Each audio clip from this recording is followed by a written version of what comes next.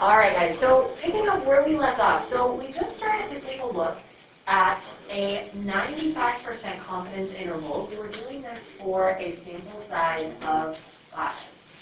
And so we started off by calculating some different 95% confidence intervals, and we were trying to see how many of them actually capture the true mean. And so we should already have some of these pieces here at the very start filled in. We have kind of this little sketch off to the side showing what we saw. So we have the population distribution, the sampling distribution that was less variability, and then that green line in the middle was the true value, the true population mean. And so you might have had a slightly different result than I did. When I did this 10 times, I saw that every one of my confidence intervals contained the true mean. But as I did this more, so when I increased my number up to 100, I actually only had 97 capture the true mean. So if it doesn't quite fit, it'll show up in red. It's like a little far off to the side. And that's okay, because we know that confidence intervals are not completely correct 100% of the time. And so the meaning of the 95%, when we talk about a 95% confidence interval, is that we would expect to have about 95% of the confidence intervals containing the true mean. Now mine was actually a little bit above, and your number might have been slightly different from this, but probably still close to 95. You might have even gotten 95. Is that if we were to just do this many, many, many times, we're going to make a lot of 95% confidence intervals. That's the percent that's going to contain the true mean. And you can see I added here in red, so I think this word about will be important there, because certainly it doesn't have to be 95%. Like when I tested it, I got 97% of mine. You might have gotten 96%, 94%, but it's approximately 95% of them. So that right there is a really, that's a huge thing that we need to understand to answer this question of what does 95% confidence mean. All right, so there are 3 more things here, 3 more tasks in part 4, 5, and 6 that I'm going to give you some time here to work through those on your own. So in part 4, we're going to see what happens to our confidence intervals as we change the confidence level from 95% to 99. However, we need to have some confidence intervals already there, so it says don't reset this. We're just going to change the percent and see what happens to the intervals. So to help us get ready to do number 4, let's go ahead and recreate what we had done so far for part 3. So let's go ahead and just turn it back to a sample size of 5. I think the default is a size of 20, so we're going to make that a little less. We've got our confidence level set to be 95. And let's go ahead and put in a sample of 25. You don't necessarily have to do that 4 times to get 100, but I do want you to have 25 samples there shown so that then you can see what happens when you go here and drag the confidence level.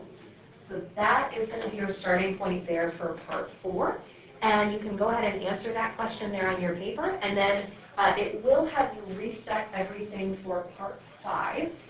It's going to have you do another 100 samples at a lower confidence level, so you're going to go down now to 80%. So I'll have you think through and answer all parts of question 5, and then in part 6, you're now going to have a chance to see what happens when you adjust the sample size. So let's take a little bit of time here to work through finishing that front page. And it's wanting us to change that up to 99%. So I'm going to show that here. I know you saw this on your screen as well, but if we take a look at the actual width or the size of those intervals, we see that as we get more confident, we increase our confidence, they get a little bit longer. That interval or that window of believable values is getting wider. And we can do it again if we go back to 95. All right, now they're a little bit shorter. And we're going to increase it up to 99, and they get longer. So that was the observation in the applet. Why does this make sense? Why do you think those intervals are getting bigger?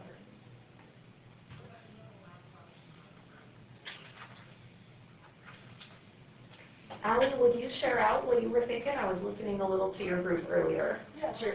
So we said since the range of values is bigger, it just makes more sense that you can have more confidence that the true mean will be in that range because it's bigger. Yeah, when that interval gets bigger, so what's really increasing here is this margin of error. So the larger margin of error you have, the more confident you could be. If I think about something with a really, really big interval, that could lead me to have more confidence. So I wanted to actually show you something. So I have some Starburst here in a jar. And I could say something like, I'm 99% confident that the number of Starburst in the jar is between 0 and 10,000. I'm pretty darn confident that the true amount is in there. Now that is a huge interval, right? It's a massive margin of error. I have very high confidence. On the other hand, here's an alternate statement. I would say I'm about 5% confident that the true number of Starburst in this jar is between 231 and 233. That's a really small interval. There's not a lot of wiggle room. There's not a big margin of error. And so I don't have a lot of confidence in that smaller interval. So I want you to think back to this just to help us kind of remember and think, well, we're going to have more confidence the bigger our interval, less confidence the smaller it is. And in the applet here, we can actually play around with this a little. Like, we could go lower than 95% and start to see what happens. That as we get down to a lower number like 85%, those intervals are a little bit shorter. The lowest that this lets us go down to is 80. Those are even a little bit shorter than what we had for 95. All right, so we might say something like this. Our intervals increased, they got wider. The larger that window of plausible values, the more confident we're able to be in our data.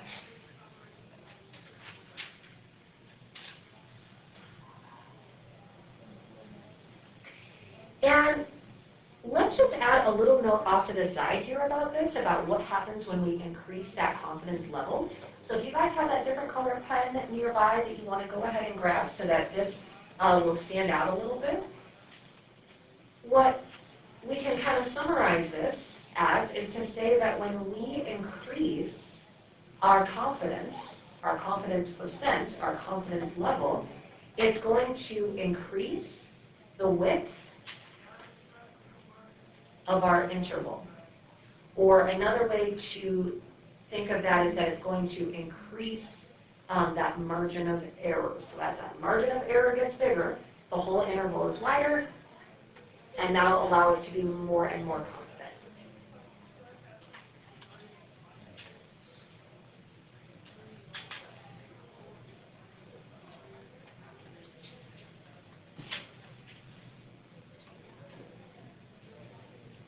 All right, so the next thing it was asking us to do then for part 5 was to go ahead and reset everything and do 100 more samples. And we turn this down to the 80% confidence level. So that's about the lowest percentage it allowed us to do. And doing those 100 times, we wanted to see how many of our intervals captured the true mean. Well, we could simply count them up or take a look at the summary that's listed off to the side here. So I'm going to go ahead and reset this. We're at an 80% confidence level now. Here's my first sample of 25. I only hit 20. There's a second sample, a third, and a fourth. So right here off to the side, I can see that mine hit 79% of the time. Did anybody's hit a different value than 79? What was yours, Elias? 76. 76. Mine was 77. 77, Noah? 82. 82. Natalie, what was yours? 77. Okay, so we have some slight differences, but all of those values, notice how they're all somewhat close to 80%.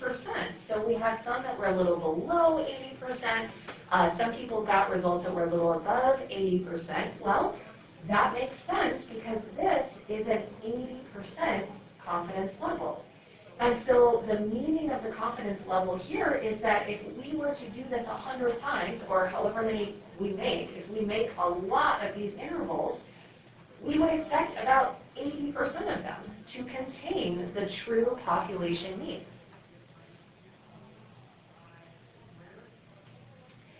Actually, the first time I did this, I had perfectly 80 intervals that captured it. And so here's what we're going to carefully write out for our interpretation. The way that we interpret a confidence level is different from how we interpret the confidence interval. This is not an interval here. We don't have a starting point and an ending point. Instead, it means that if we were to make many, many 80% confidence intervals, we expect about 80% of them to capture the true mean.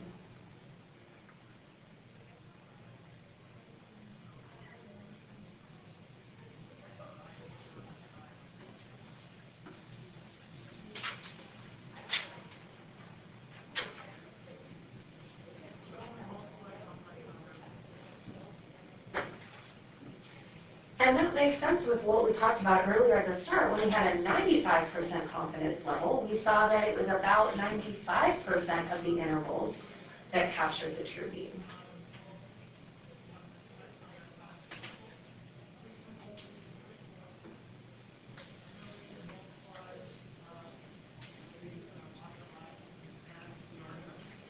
All right, so for the last part here, we wanted to now see what happened when we adjust our sample size. So we actually started with a very small sample of size 5.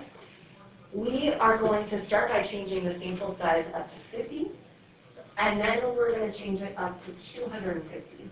And we wanted to see here what happened to the interval when our sample size increased. And it actually really doesn't matter the confidence level you have for this. I'm just going to change mine back to 95. So first off, so here was an interval for sample size 5. I'm going to go ahead and change this to sample size 50. And actually, look at something that's happening here. So let's go back to 5 really quick. Look at what's happening to our sampling distribution. So that is size 5. When we change it up to a larger sample size, there's less variability, which makes sense. So that's something that we saw back in chapter 7, that sampling distribution is going to kind of get more and more accurate, so it's going to get narrow. So when we go ahead and do our interval for sampling 50, gosh, look at those 50 little dots there. Notice how that interval is smaller. It's maybe a little bit more accurate to be able to contain the mean because we just have more data that we're dealing with. The maximum we can do here is 250. Wow, look at how small and narrow that sampling distribution is. Now when we go ahead and do our sample, that interval is even smaller. So it looks like what's happening here is that as we increase that sample size, we have less variability from our sampling distribution. That's going to cause our intervals to get smaller and smaller.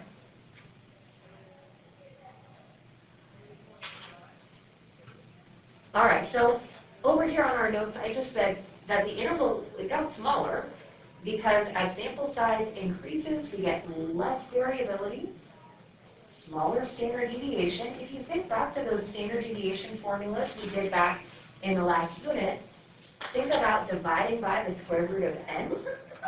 And so when we get a bigger sample size, the square root of n is going to be bigger. Dividing by a bigger number is going to make our standard deviation smaller. And really, as many things have been throughout the year, the larger the sample we have, the better and more accurate our estimates will be.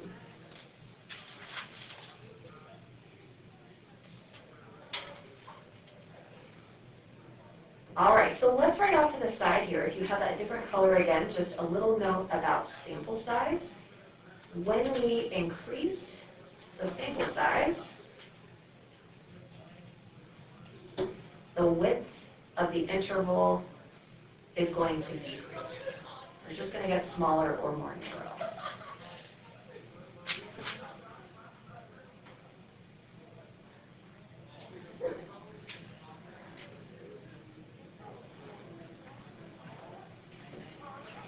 All right, and then when you're ready, let's go ahead and turn over to the back.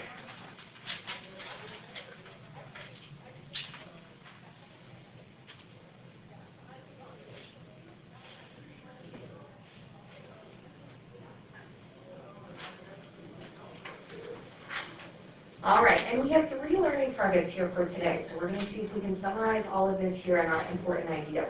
So the first thing we wanted to do was interpret a confidence level in context. And this is different compared to how we interpret a confidence interval. So let's just start by saying here, interpreting a confidence level.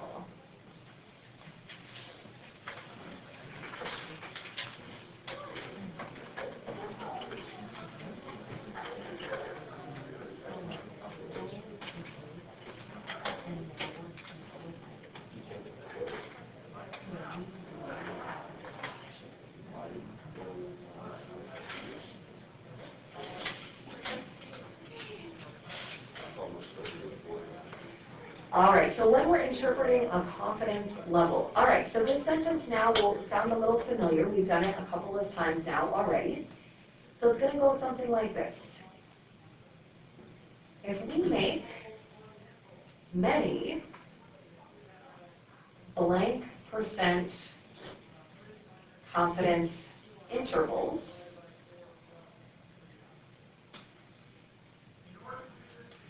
we expect about blank percent of them to capture the true population parameters. So that could be the true mean, like we were looking at yesterday with the midterm scores, or we could also do this with proportions. So we could have a confidence interval to capture the true proportion. So these 2% here in the blanks, these are always going to be the same number within the same sentence. So we did this for 95% on the front side, we did this for 80%, and we just saw that percent just means how many of the intervals that true value is going to be captured within.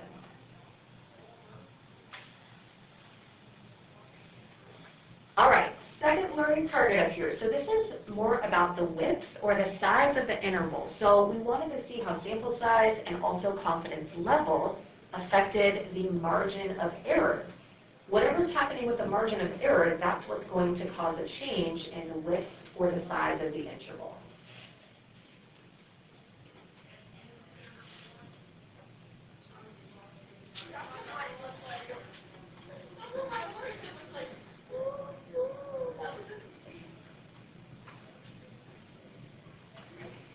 All right, so the 2 big things we saw. So first was that if we increase our confidence level, it's also going to increase our margin of error. We are able to be more confident with a wider window of plausible values. Now, on the other hand, we saw that if we increase our sample size, that made a narrower interval. So we saw that that was going to decrease our margin of error. So I'm just going to make another little note here at the top. So increasing the margin of error means that the interval gets wider or longer. Decreasing the margin of error means that we get a narrower or smaller interval.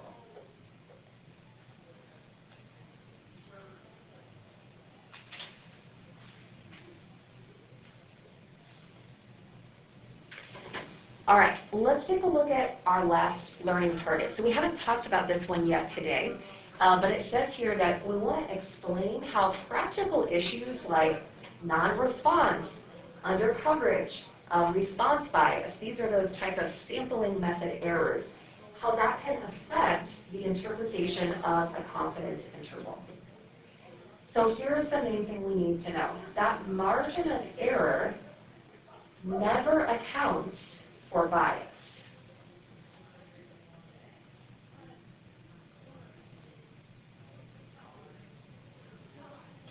What it does is it only accounts for sampling variability.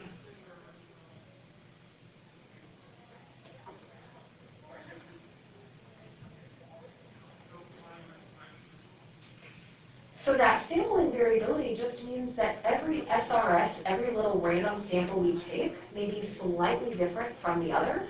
And so we're going to have kind of some natural slight variation between our individual sample results. But if our results are coming from a survey method or a sampling method where bias came from, that margin of error is not going to explain anything about the bias. Really what would be better is just to throw out that set of data, start over again with a better sampling method.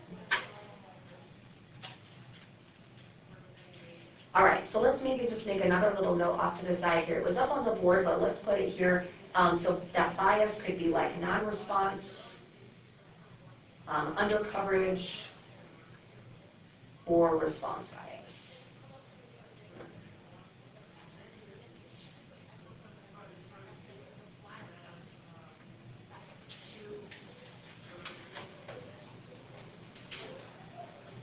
All right, so we have some questions here down below in our check for understanding.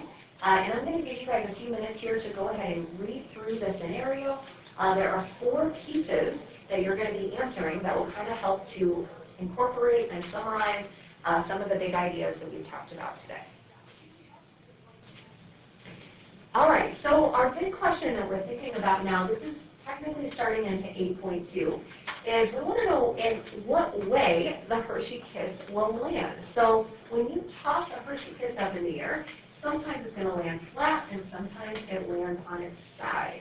And so we are specifically going to be interested in looking at what's the proportion of the tosses that end up landing flat. So for example here, so I've got 20 Hershey Kisses here in this cup.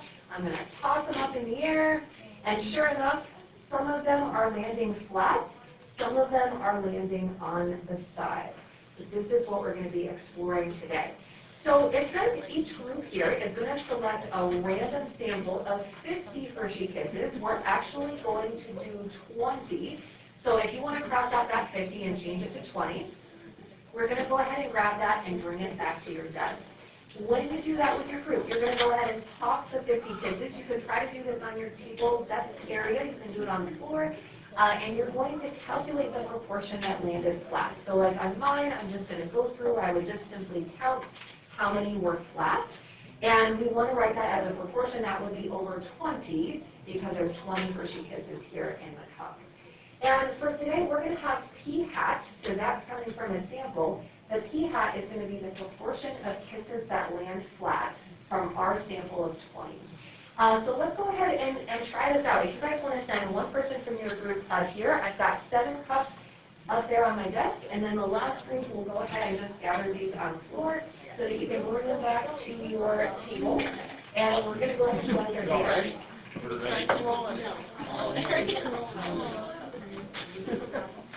That's not working at all. Okay, we have 1, 2, 3, 3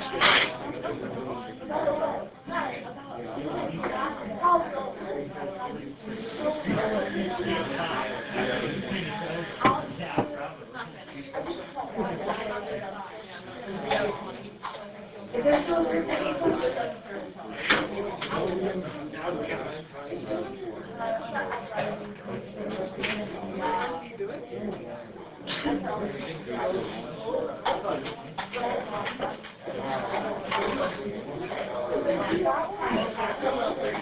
To get the rest of these pieces filled in. So everybody has a different point estimate from today. Actually, some groups might have ended up with the same amount, but the few groups I talked to up at the front, we had some different amounts, different values for how many kisses landed flat.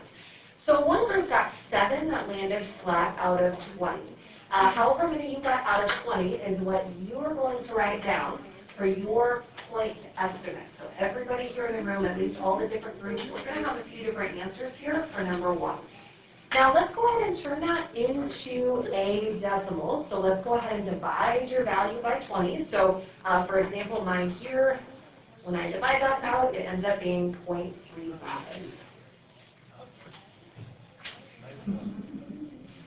All right, so now we're going to go through a process. We've seen these questions before. For this situation, we're going to identify the population, we're going to identify the sample, the parameter, as well as the statistics. So what do you think would be the population for this context? All kisses. All Hershey Kisses. So with population, we want to be using the word all. All right, what would we describe as the sample? The 20 Hershey Kisses that you got in that red cup. So we're just going to say our sample here. We're just going to replace that word all with 20.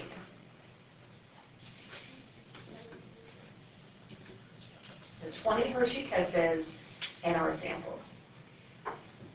All right, do we know the population parameter?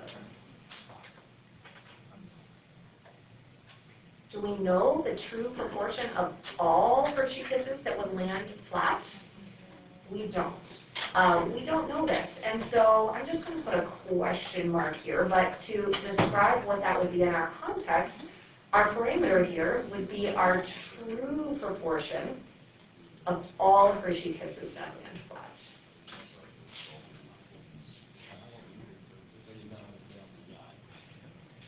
But that's not a value that we know at this point. That has not been given to us. What would be our statistic? Yeah, exactly. So that's going to be this p-hat value that we had earlier. So I'm just going to transfer mine down. Your number may be different from mine, and that's okay. You're just going to write down whatever you got in part 1. All right, so we're going to be exploring the process of creating a confidence interval that will contain the true population proportion of Hershey Kisses that land flat. So we're not sure what that true proportion is yet. That's the whole point of doing the process of a confidence interval. So we're going to use information from our statistics. I'm going to show you how we can calculate and figure out the margin of error. All right, so let's take a look at part 3 here. So first of all, was this a random sample?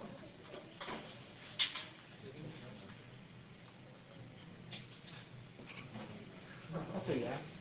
Say yeah. And it tells us at the very beginning that each group is going to collect a random sample of 20 Hershey Kisses. It was pretty random how I selected and put the Hershey Kisses into the red cups before you came in today. So yeah, we can say that this was a random sample. Okay, we took a random sample of 20.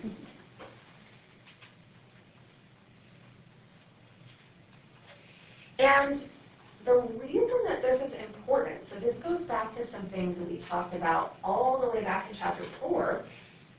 We do that so that we can generalize to the population.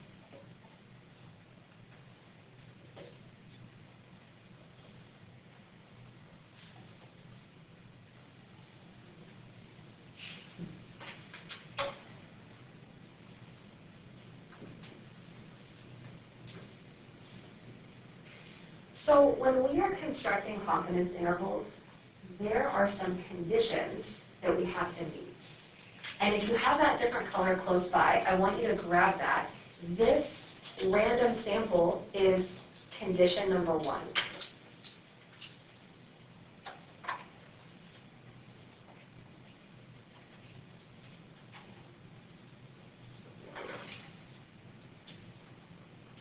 So being able to generalize to the population, that's an important aspect of what our confidence interval is going to tell us.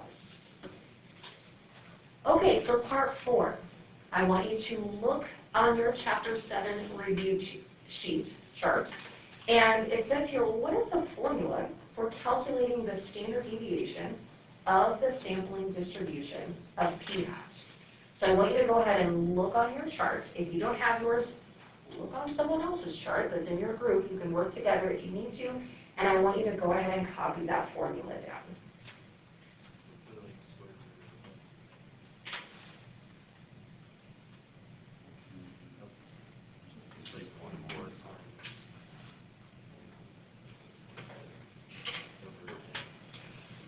And once you have that formula written down, I want you to also answer question 5, which this should also be on that review chart from chapter 7. What condition has to be met in order for us to use that standard deviation formula? And then I want you to decide if that condition has been met.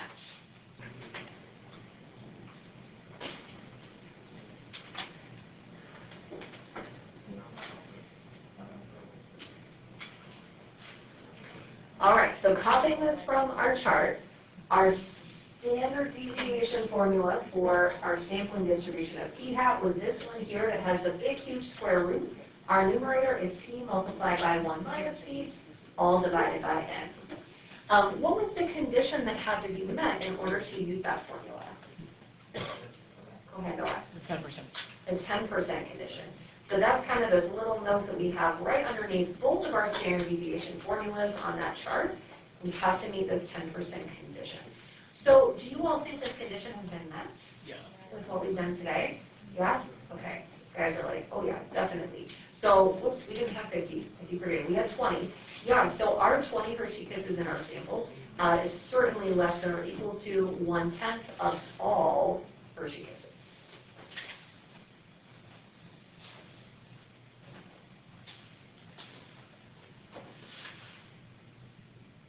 All right, this 10% condition, that is condition number 2.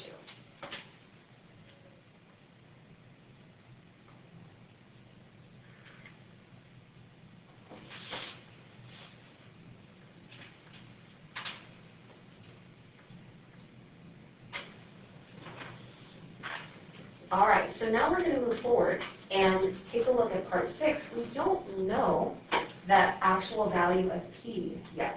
If we wanted to try to use this formula, we don't know the population p-value. That's the whole point of doing this confidence interval. And so instead we're going to use our p-hat. So whatever p-hat value you came up with in your group, you're going to go ahead and apply that to your standard deviation formula. So take a moment to do that. Let's go ahead and write down the numbers that you're plugging in, what positions they're going into in the formula, as well as what you get for the final answer.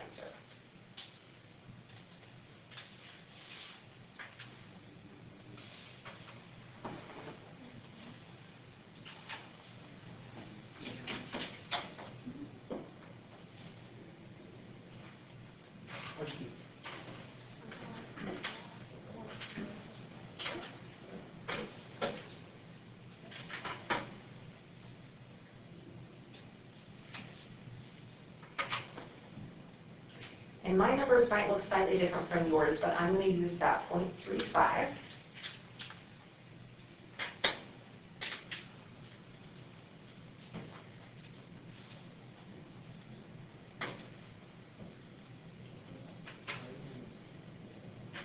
And then our sample size was 20.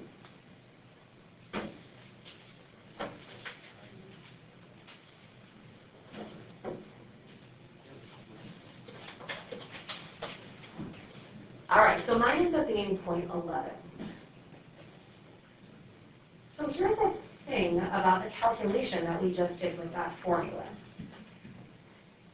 This is not the actual standard deviation.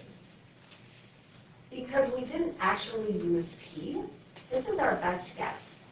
We had to use p-hat instead.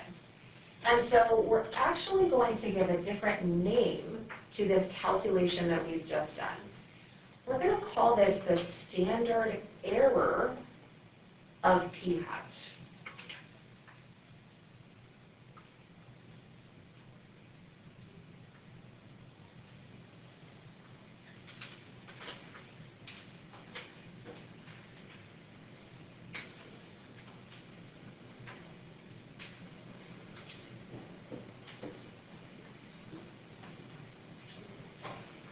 And we have a little different notation for this as well. So the way that symbolically we'll do standard error of p-hat, and we're just going to do a capital S, a capital E.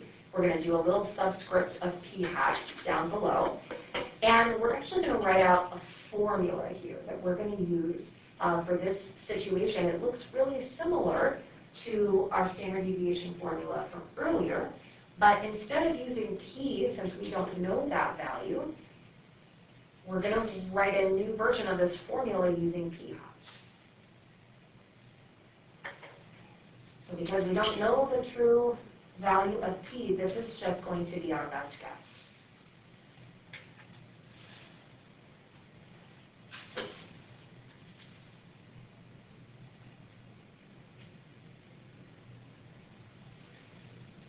All right. Let's take a look here at question 7. So now it says, would it be appropriate to use a normal distribution to model the sampling distribution of p hat? And then it says, justify your answer. So this is a little something I want you to actually turn and talk with your group on this one. You can take a look at that review chart again to help you answer whether or not we could use normal. All right, everyone, so we're going to come back together here. So I'm hearing lots of good conversations about large counts. Yeah, that's definitely what we want to check when we are determining if we can use a normal distribution for p hat. So because our sample size was actually a bit small, it looks like this large count condition is not being met for most of it. So we might find that one of them ended up being greater than or equal to 10, but probably not the other one. So here's what we're going to do. We're going to be a little bit flexible with this. Remember at the start of the activity, it was actually telling us to use a sample of size 50, and we brought it down to 20. And so we're going to actually, because we want to be able to move forward with what we're doing today, that's going to need us to be able to satisfy large counts. We're going to blame this one on Mr. Leader today. I told Mr. Leader, I said, we got to have 50 kisses. And he said, no, just give them 10. And I said, well, what about 20? And then I forgot about this part. So here's what we're going to do. We're still going to take the same p hat from earlier, because even if you had a few more kisses, from the time I tested this out, I think our p hat values are definitely within the ballpark of what it would have been if we had a larger sample. And so to help us move forward with this, let's assume that our large count is met. So let's just pretend for a moment that we actually did have a sample of size 50. I'm going to say we're going to be flexible here. We're going to make a little adjustment so that large counts can be met. Maybe I won't tell Mr. Leader so he can figure this out on his own when he's doing this tomorrow. So, and here's the thing. So remember that we didn't have our actual p value, and so we're going to change this to p hat. And so you can make that little adjustment on your paper as well. So I'm just going to go ahead and do the 0.35 that I was using earlier. And then we'll do 0.65. So if we increase that sample size to 50, then the large counts should be met. And so because of that, we're going to say, yes, we're going to go ahead and use a normal distribution. Yeah, no, Ours still doesn't work. oh, it still doesn't? We probably had to choose lower samples. What was yours again? 30, Grant had 3 out of 20. So it's 0.5, 0.15. And 50. Yeah, we need to have bigger samples. Maybe on yours, we'll pretend our sample size was 100. There you go. Yeah, okay. So being able to use a normal distribution, so to move forward with this whole process of getting a confidence interval, this is going to be condition number 3.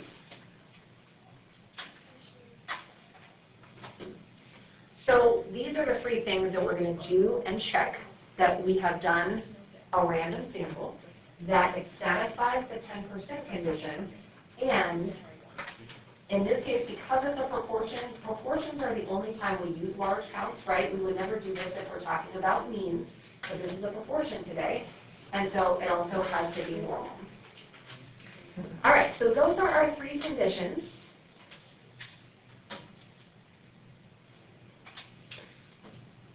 Did you guys eat those 2 kisses?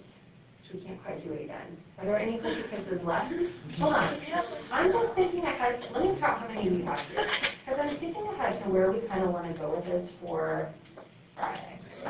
7, 8, 11, 12, 13, 14, 15, 16,